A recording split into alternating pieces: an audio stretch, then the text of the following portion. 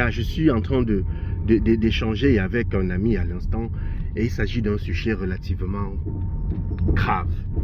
Et ça m'a tellement choqué que j'ai eu envie de faire une vidéo.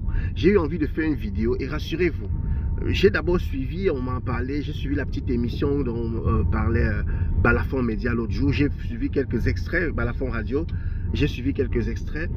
Mais après cet échange avec mon partenaire, j'ai encore compris qu'il fallait qu'on attire votre attention. Il fallait qu'on vous interpelle, vous, la jeunesse. Quand je dis vous, on a l'impression que je suis forcément exclu. Non, je ne le suis pas. Je ne suis pas exclu. Mais au moins, j'en ai entendu parler et je veux attirer votre attention sur ce fait. Vous qui allez, ou plutôt nous qui allons, dans des espaces de boissons populaires, ce que nous avons l'habitude d'appeler communément les snacks, où nous courons, nous avons tendance à estimer que si je ne pars pas dans ce snack, on ne dira pas que je suis tel. Si je ne sors pas aussi, je tiens à préciser que nous sommes en fin d'année. Nous sommes le 6 décembre 2023, nous sommes en fin d'année. Et les sorties seront catastrophiques cette année. Ce qui va se passer cette année, c'est que d'ici le 10-15 décembre, les jeunes vont, comme à l'accoutumée, se jeter davantage dehors et on aura encore les mêmes résultats. C'est davantage plus grave. On a assisté à une série, mais regardez les guillemets, d'empoisonnement dernièrement. On se dit non, il est sorti avec ses amis hier, ils sont allés boire et il est tombé. Il est venu des États-Unis, ils ont allé manger entre potes et il est tombé. Il est allé. Est-ce que vous savez ce que vous consommez une fois que vous êtes dehors? Est-ce que vous savez que ce que vous consommez est le véritable poison? Que ton ami avec qui tu es sorti n'est pas celui qui t'a empoisonné forcément. Je n'ose pas dire que le poison n'existe pas. Je dis simplement que les plus grands empoisonneurs, ce sont parfois ces patrons de snacks. Oui, vous allez me dire que ceux qui ont fabriqué le vin, qu'est-ce que je fais de non?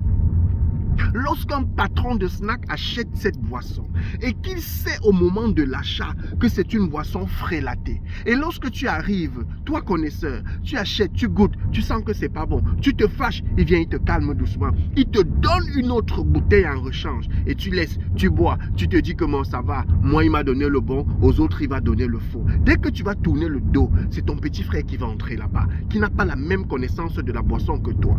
Dès que tu vas tourner le dos, c'est ta femme. Ce sont tes amis proches qui vont entrer là-bas et qui vont se faire empoisonner. Qu'est-ce qui se passe pour que vous ne dénonciez pas les snacks dans lesquels vous avez identifié de la boisson frélatée? Pourquoi vous n'êtes pas capable de tirer sur cette catégorie de la population dont le rôle est quasiment de finir avec nos vies? Vous voyez un enfant de 12 ans, de 15 ans, on parle de dialyse. Vous voyez un enfant de 19 ans. Mais c'est quoi ces problèmes qu'on a aujourd'hui? C'est quoi ces problèmes qu'on a? C'est la recherche du gain facile? C'est qu'on veut extrêmement gagner. Un gars te vend un whisky frélaté, il te regarde dans les yeux et il te facture ça 40 000. Il est content. Lorsqu'il a des sous, il se met dans la poche, il est content. Alors qu'il sait qu'il vient de... En quoi est-ce que vous êtes dit? Et ces gars, ce qui me choque chez eux, c'est qu'ils vont te dire qu'ils ont horreur des bandits. Mais en quoi est-ce que vous êtes différent de celui qui nous intercepte dans la rue et qui nous poignarde pour prendre notre argent?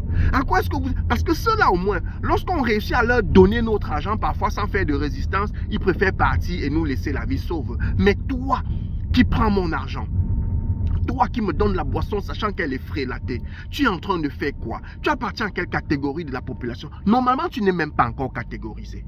Parce que tu es plus grave que le gars qui se met dans la rue et qui agresse. Tu te mets dans ta grosse voiture, tu dis que j'ai le snack, je suis patron de snack et tu es en train de tuer la jeunesse camerounaise et tu estimes que ton âge... Non, c'est l'argent de quoi que vous cherchez dans ce pays? Vous voulez qu'on devienne même quoi finalement? On ne peut plus faire confiance à ses amis. Tu sors entre potes et puis on dit qu'on t'a empoisonné. Tu sors ici et on te dit qu'on... Non, qui t'a empoisonné? Mais c'est le gars chez qui tu allais boyer qui t'a empoisonné. On est dans quel système ça maintenant? Ce qui me choque moi, c'est que nos autorités, je vais parler comme ça aux différents sous-préfets et même préfets, vous êtes forcément au courant de ça. Vous êtes les patrons du renseignement dans vos environnements respectifs. Vous êtes forcément au courant de ça. Vous devez sévir. Vous devez frapper dur. Je ne parle pas seulement de sceller. Parce que lorsque vous arrêtez celui-là qui nous a arrêtés, qui nous a poignardés, vous ne dites pas qu'il rembourse le truc. Vous ne le scellez pas. Vous le mettez en prison. Donc ces gars, on ne doit pas se contenter de sceller leur snack. On doit les enfermer pour donner des leçons aux autres. Parce que vous allez me dire que c'est ceux qui fabriquent qui sont le problème. Non, si je fabrique et il n'y a personne pour acheter, ça va s'arrêter. Le système va s'arrêter. Il faut comprendre que c'est un travail à la chaîne. S'il n'y a personne pour acheter la boisson frélatée, le système va s'arrêter. On est là, on dit que les points sont à Bonabéry. Tout le monde en parle. Mais la fois média évoquait encore quelques coins à Bonabéry où il y aurait des endroits où on fabrique. Et quand vous entendez comme ça, monsieur les sous-préfets, des différentes localités, que ce soit Douala 5e et Douala 4 et partout ailleurs même où ces pratiques se font à longueur de journée. Mais pourquoi vous ne prenez pas le taureau par les cornes? Pourquoi vous ne vous positionnez pas au moins pour sauver? Il y a quelqu'un qui a chanté que même si c'est 1000 francs, on va toujours boire. Cela montre que, en ce qui concerne la boisson, la jeunesse a déjà signé dans la boisson. Non, on ne va pas s'arrêter de boire. Mais évitez de nous faire tuer. Messieurs les sous-préfets, s'il vous plaît, faites votre travail.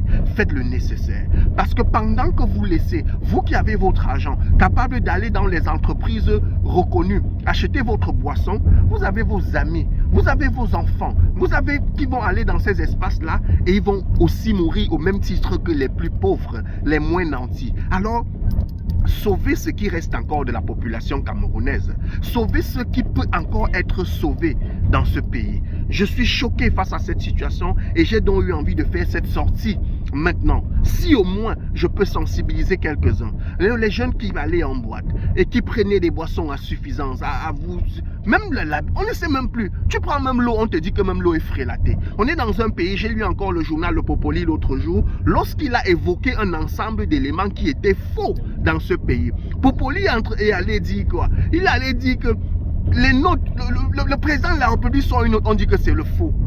Le président de l'Assemblée nationale sort une note, on dit que c'est faux. Le président du tribunal militaire sort une note, on dit que c'est faux. Celui-ci sort, on dit que même les faits sont fausses désormais. Tu dragues une fille en route, tu arrives à la maison, lorsqu'elle se déshabille, tu te rends compte qu'elle a posé quelque chose sur elle et elle t'a donné l'impression dans la rue qu'elle avait de vrai. Non, tout est tellement faux dans ce pays, mais rattrapons ce qu'on est encore capable de rattraper. Messieurs les sous-préfets, monsieur le ministre de la Santé publique, son Excellence Manaouda Malachi, prenez le taureau par les cornes. Parce qu'il s'agit d'une affaire de santé publique. À ce moment, vous êtes immédiatement interpellé. S'il vous plaît, monsieur le ministre, faites ce que vous avez à faire. Faites fermer ces gens. Je parle de fermer leur débit de boisson, leurs espaces, mais enfermez-les aussi pour qu'ils arrêtent de tuer les populations. Merci.